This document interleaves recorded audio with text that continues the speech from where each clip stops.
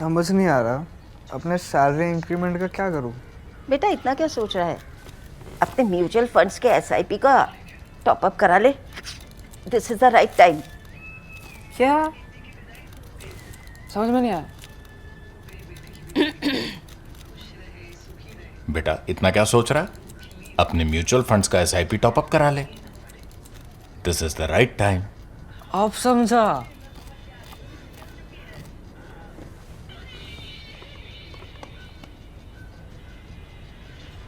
Mutual fund investments are subject to market risks. Read all scheme-related documents carefully. The Chinese sort of let it be known to the world that they were finally going to put into effect their plan. You might call it a fantasy, but the Chinese do such things. Their plan of damming the Brahmaputra on their side of the watershed, on their side of the Himalayas, where it's called Yarlung Tsangpo. Now, Yarlung Tsangpo is a powerful river. The important thing is that it goes through what is called as the Great Bend or the Great U-turn or the Yarlung Tsangpo Great Bend. That bend, we'll explain the geography to you because the geography is awe-inspiring. That bend provides what might be the most perfect terrain and the most perfect geographical conditions for making a power generating dam, because power is generated in a hydroelectric project when water falls from an altitude. So the higher the gradient, the more power you can produce, the more energy that water can produce, because gravity gives it more energy. What the Chinese are now trying to do is to dam Brahmaputra at that bend. I will tell you how, at least broadly, and generate how much power? Generate 60 gigawatts of power. 60 gigawatts of power is like 60,000 megawatts of power. It's a lot of power, lot of hydroelectric power. And they say this is very important for them if they have to achieve their own targets of net zero promises by 2030, if not 2030, then by 2033, by which time they say this dam will be ready. Now, the fact is that the Chinese already have too many big dams. The Chinese at this point have 87,000 dams of some considerable size across their country. China's rivers are the most dammed in the world. So nobody is quite convinced that the Chinese need this power, this additional power right now, also given the challenges of engineering in this case. But the Chinese faith in their engineering is I won't even say borders on arrogance. It is hugely arrogant because they think they can dam anything. They think they can link anything. They link big rivers. They can construct anything. Everything has to be the biggest, the largest, the deepest, the widest, etc., and the fastest. Most important, look at their trains right now. So the Chinese have great faith in their engineering and they think they can do it. Now that has immediately caused concern in India, great concern in India, for multiple reasons. One, what does it do to our water security? Because China is the upper riparian. Upper riparian is the country which is the first to receive the water of a river, or which is ahead of others who might receive that water next to it. So India is a lower riparian to China in this case, and similarly Bangladesh is an even lower riparian to India. And that is something that we see coming up all the time with Nile River. This is always an issue with multinational rivers. So Nile River, funnily or ironically, it is the country at the end of the river, Egypt, that exploited the waters most of all. And Egypt had the privilege of doing it in comfort, because the poorer and the more backward African countries from where the river actually emerges, including Sudan, for example, they didn't quite have the wherewithal to make use of the water that was flowing out of there. And now it is leading to some conflicts in the Nile Delta and the entire Nile region as well. That said, I only used it as an example because there is an upper riparian and then next riparian and next riparian. This also plays out on our western and northern borders because we are the upper riparian with Himalayan rivers coming in and flowing into Pakistan, and there India and Pakistan, we and the Pakistanis, we are bound by Indus Valley Treaty. The Indus Valley Treaty then says that three of these Himalayan rivers, that is Indus, Jhelum and Chenab, Pakistan has the full right to those rivers. We can use those for run-of-the-river power production, and that's a complex thing. I will come to that. Also, we can retain some water as provided for in the treaty for local irrigation and also for drinking water needs. The other rivers, that is Ravi, Beas and Satluj, are fully ours. We can use all of that water. We are the upper riparian to Pakistan, and we can use all of that water, and it's up to us how much water we want to let go into Pakistan. There is no obligation. However, remember, for some of those also, the upper riparian, or if I may say, the uppermost riparian is still China, because Satluj and Indus come from Tibet. Now, Tibet is the greatest source of river water in the entire world. Big rivers in the entire world. Some of the biggest rivers emerge from the Tibetan plateau. I will list these for you. These rivers are all multinational rivers. So Brahmaputra, as we know, China, India, Bangladesh. Then Indus, China, India, Pakistan. Satluj, China, India, Pakistan. Karnali River, China, Nepal, India. New River, China, Myanmar, Thailand. Mekong River, China, Myanmar, Laos, Thailand, Cambodia, Vietnam. Yangtze River is the only one that's not multinational. It's a Chinese river. It comes out of Tibet though. Now understand the Brahmaputra. It's called Yarlung Tsangpo. In China, it does not run a short length in China, and see how it runs. It's not running north to south. It's actually running west to east. It emerges at the foot of the Mansarovar Massif, right behind, some 50-60 kilometers southeast of Mansarovar Massif. It emerges from there at about 17,400 feet. So it's also the highest river in the world. It's the highest river in the world. In places, it's also the deepest. Definitely, it creates the deepest gorge, or the deepest and the longest canyon in the world, which is where the bone of contention lies. But I will come to that as we journey along this long route. So about 1,700 kilometers of its total approximately 3,000 kilometer length, about 1,700 kilometers. This is rounded off broadly. This is not to the last decimal point. That runs in China west to the east. So from the foot of the Mansarovar, it runs east. So imagine how large that expanse is. If all of India's border with China is about 3,400 kilometers or so, along 1,700 kilometers, along half of it, the Brahmaputra river runs in China, on the Chinese side. That is the other side of the Himalayas, or the other side of the massif, you might say, or the other side of the watershed. So this river runs. Important thing is, this river has a very steep gradient. It has a very steep gradient even while it's running through Tibet. And then it comes into India. So about 950 thereabouts, because river keeps changing its course, and where it enters Bangladesh, if you go to Dhubri and see how it enters Bangladesh, you can see its shape, size changes all the time. It's a nightmare for anybody to figure out where the border is, because this is also a braided river. What's a braided river? A braided river is where water can go from here, there, creating channels. Water can flow in multiple channels, and particularly in times when it's not flooded, in drier seasons, water flows in many channels, and between the channels, because the water is also bringing a lot of silt, islands are formed. This is called a braided river, literally like a braid, like a chutia, literally like a braid. So Brahmaputra is naturally a braided river, and a hugely braided river. And that's why sometimes it becomes difficult, particularly in the plains, to figure out its width and its length in terms of where it's ending. That said, about 1,700 kilometers in China, about 1,000 in India, and about 300 then in Bangladesh. And then what happens?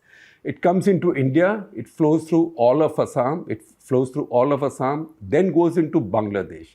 As it goes into Bangladesh, it changes its name. In China, it's called Yarlung Tsangpo. Once it comes into India, it's called Siang. It's also called Dehang, but mostly it's called Siang. So Siang comes down, there is still some gradient available. That's why Government of India, in fact, right from the UPA era, it's an idea that precedes even the UPA era, but UPA First, did the detailed project reports, allocated money, and then, as happened with many projects under the UPA, this got stopped also because of environmental concerns. And this is when Jairam Ramesh went to the Northeast, held a town hall with activists and others, and after the town hall, wrote a letter to the Prime Minister, Dr. Manmohan Singh, saying that these projects should not be rushed because if they are rushed, local people may get angry and they may also get more inclined towards China. So in any case, this project didn't move. Modi government now has been trying to move it. So this project, because some gradient is still available in Siang, this is called Upper Siang Hydroelectric Project.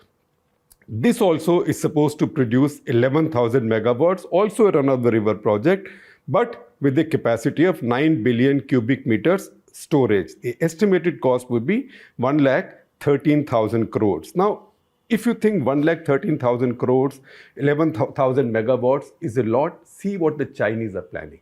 What the Chinese are planning is the world's largest hydroelectric project by far. How large? It is 3x the size of the next largest project, also built by the Chinese.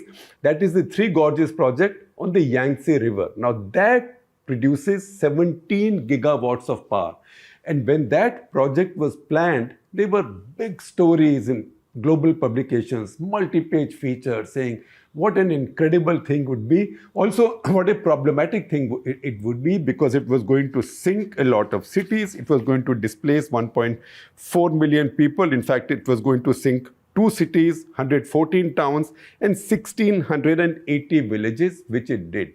This project that the Chinese are now planning on the Brahmaputra, or on their side of Brahmaputra, Yarlung Tsampo, is more than 3 times the Three Gorges Dam. So this is really truly a mega project. And how will they do it? See this sketch of the Brahmaputra as it traverses Tibet, the Chinese side.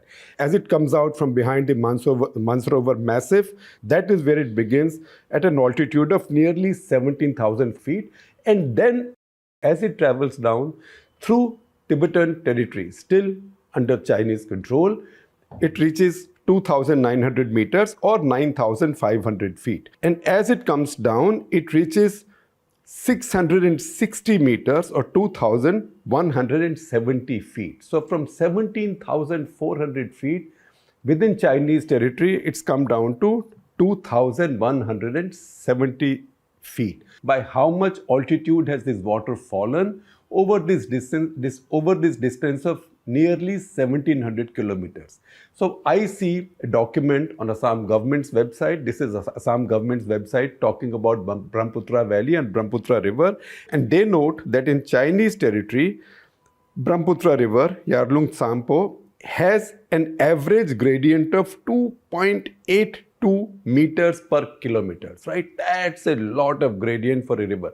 However, the Chinese haven't dammed it anywhere there yet. They might do so in future. They haven't done so yet because there is gradient, but it still doesn't give you so much leverage as the river might give you later, particularly when you use fancy engineering with this. Fancy and fantasy-laden or fantastic engineering with it. In fact, once the river reaches the plains, it enters India in the Siang region. At that point, the river is at 2,170 feet or 660 meters. From there, it climbs down to the plains of Assam, where it becomes almost flat. And from there until it meets the Bay of Bengal, its gradient is only 0.1 meter per kilometer. So you cannot do very much there by way of producing power. That's the reason India is also planning its project well up there in the Siang region where a gradient is available. Now, what happens with the river as it comes into India? As the Brahmaputra comes into India, first it's joined by 2 large tributaries. And see this map also. These 2 large tributaries, one is Dibang. You can see it coming from the east. In fact, both are coming from the east, one a little bit more to the south. Dibang and Lohit. These are sizable rivers. They join the Siang River. Yarlung Tsangpo, as it comes into India, is called Siang, or sometimes Dehang, but mostly Siang. I haven't been there, but I've seen there from close, at least from air. in 1982, I had done a flight on an Indian Air Force Dakota to a place called Tooting, which used to be an advanced landing ground. It's more than an advanced landing ground now. That was during the Diamond Jubilee of the Air Force, and we had flown over this area. But then you see these two other big rivers joining in, and once Dibang and Lohit join in, then it's called Brahmaputra. Then it becomes Brahmaputra. Again, a curious thing that most rivers in the Indian subcontinent are known by feminine names. They are treated as feminine. This is the only river in this subcontinent, at least from what I can see, that has a male name. So Brahmaputra, the son of Brahma, that's the name. Then what happens? Brahmaputra goes through India, nearly 1,000 kilometers, and then enters Bangladesh, again changes name.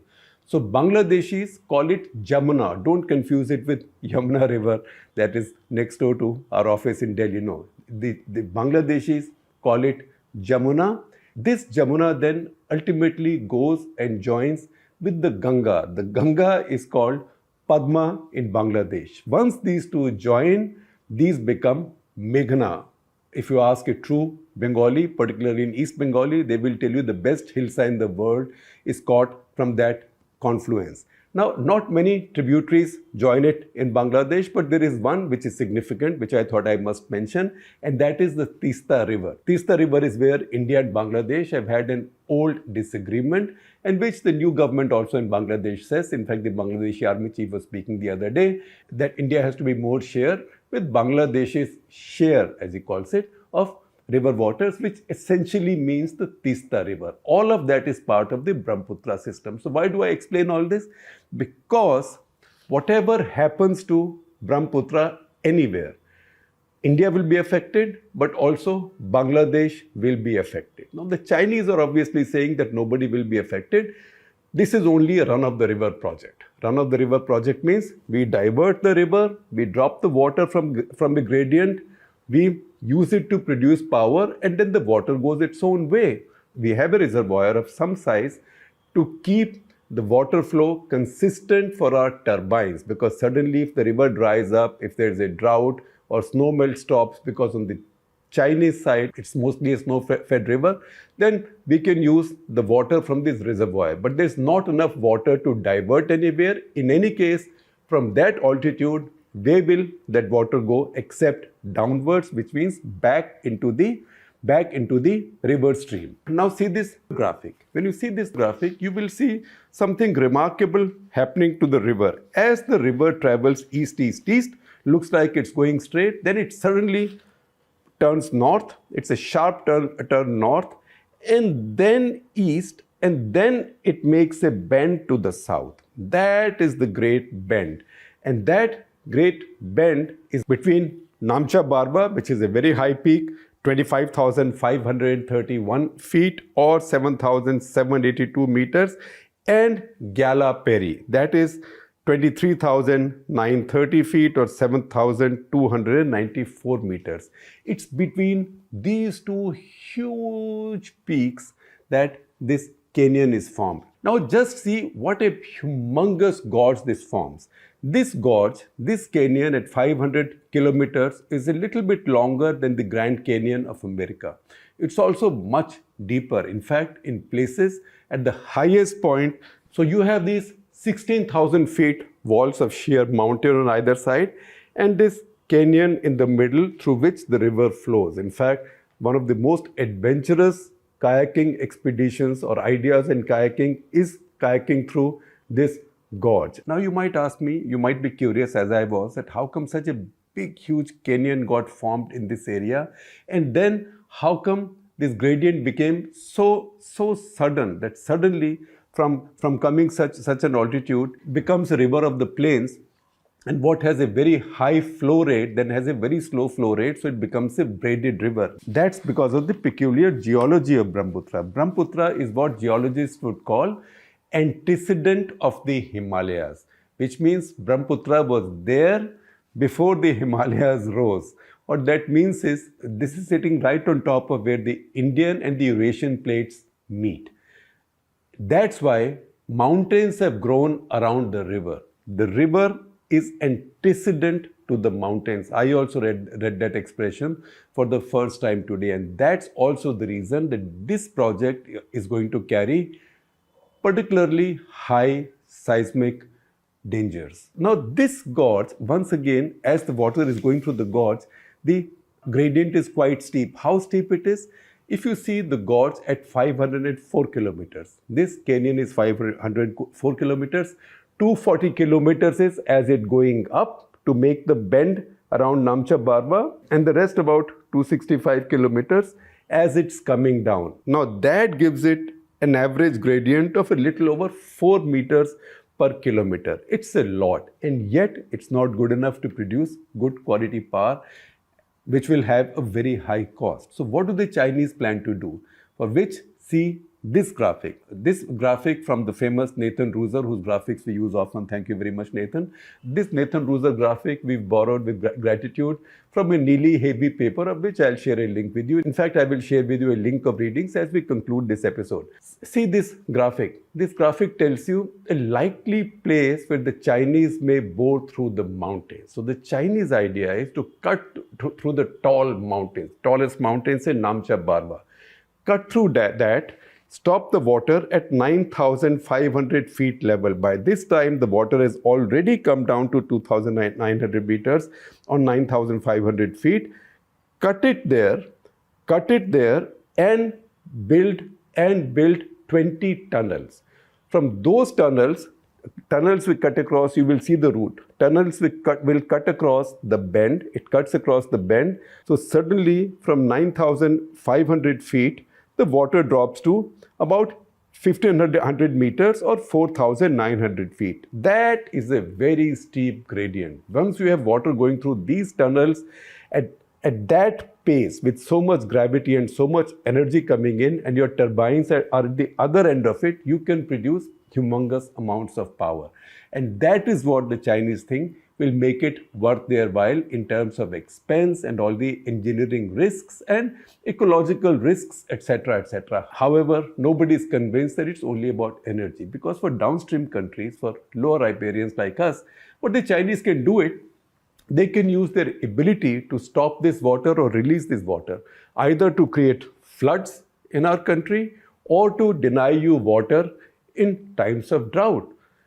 There is always a suspicion with Chinese dam making activity, because they've done this with the Mekong system. Because of all the rivers that come out of the Tibetan plateau, Mekong is the other significant one, which India is not concerned with, but many other countries are: Myanmar, Laos, Thailand, Cambodia, Vietnam. And all of them have suffered because the Chinese have built about 11 dams on the Mekong system. And a lot of that money is diverted. That has led to unseasonal floods and droughts in all the downstream countries.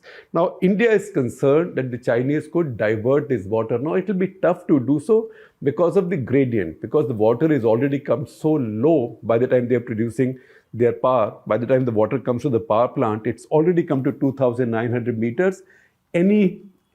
For it to reach any place where the Chinese have population and this water may be required, because power you can transmit easily on overhead grids. But for water, you have to deal with gravity. So if they want to take this water back to a populated area, they might end up spending more electricity just to lift this water to take there. So maybe it will not be so possible to take this water backwards into China, but definitely it will give them the power to regulate this water. Now, how dangerous is it going to be for India? First of all, it's a great irritant.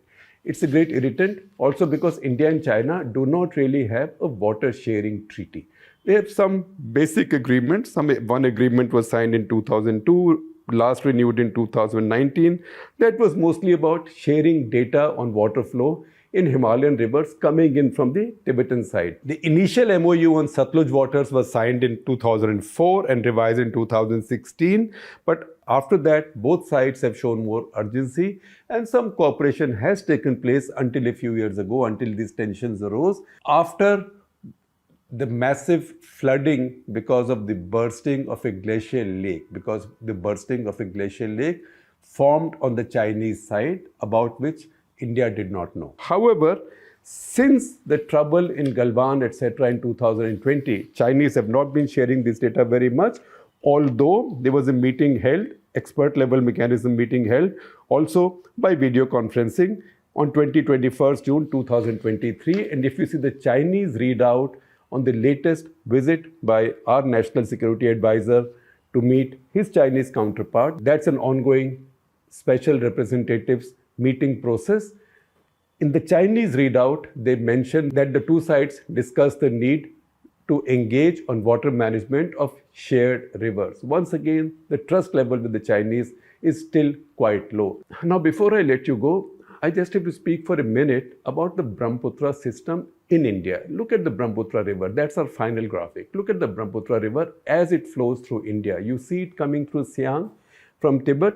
It comes in, it's not such a big river. At that point, most of the water in the river is glacial water, because that's a glacial and snow melt from the Himalayan region. So that comes in, it comes in through the watershed, through the gorge, through the valley.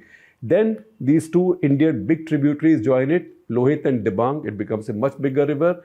This is where that first, the most easternmost Brahmaputra bridge has been built. It's not really on Brahmaputra, it's on Lohit River. That is the Dola Sadia Bridge, or the bridge that's named after Bhupen Hazarika. That goes over the Lohit River. Now, as the river enters the plains, and you can see it expands, doesn't have that much depth to go, and it has a very slow flow because the gradient is so little. That's the reason it spreads out, and that's the reason it becomes braided as it goes along. However, India is not dependent mostly on water that comes from the Chinese side, because very little water into the Brahmaputra system comes from over the watershed, from the Chinese side. The Siang does, that is Yarlung Tsangpo does, but most of the other tributaries, Brahmaputra has 33 tributaries in India, 20 on the northern side, 13 on its southern sides. Most of those come out of the Patkai hills, and all of the ones on the northern side come from the Himalayas. They are mostly from the Himalayan snow melt and also from monsoon water, because this area, this part of India gets very heavy monsoons, beginning in fact sometime towards the end of April. So these rivers are going to have a lot of water, generally speaking. So there is no need for us to get paranoid and to start losing sleep. However, what the Chinese are doing, one, is provocative. Second, because of the low level of trust that China enjoys among its neighbors, there is always concern about what the Chinese would do. And third, this is now going to give India a sense of urgency in doing something with the water that's coming into its own territory, particularly say with Siang River or the Brahmaputra as it's called as it enters India, because that's where gradient is available. There are similar projects planned on Dibang, on Kameng River. Kameng is one of the major tributaries, sort of more on the western side of Arunachal Pradesh, washing into the Brahmaputra. So those projects, I suspect, will get a sense of urgency. And since I promised you a bunch of readings, there we go. You will see screenshots on your screen, but also links with the description. Neely Hebe, a paper by Neely Hebe for Australian Strategic Policy Institute, The Geopolitics of Water, How the Brahmaputra River Could Shape India-China Security Competition. Second, from Economic and Political Weekly, it's an older article, but very wise, very astute, by Ramaswamy Iyer. That's India-China Brahmaputra, Suggestions for an Approach. Then there's a 2013 article from National Bureau of Asian Research, China's Upstream Advantage in the Great Himalayan Watershed, by Jennifer Turner, Susan Chan Shiflett, and Robert Batten, and from Center for Economic Policy Research. Next, China's new super dam carries both geopolitical and environmental risks, by the familiar Brahmachalani, our strategic scholar. This is on thehill.com, so please check it out. And the final link I'm sharing with you is from the Assam government website, which has excellent detail on the Brahmaputra river system, its tributaries, their names, where they come from, and also some water flow data, etc.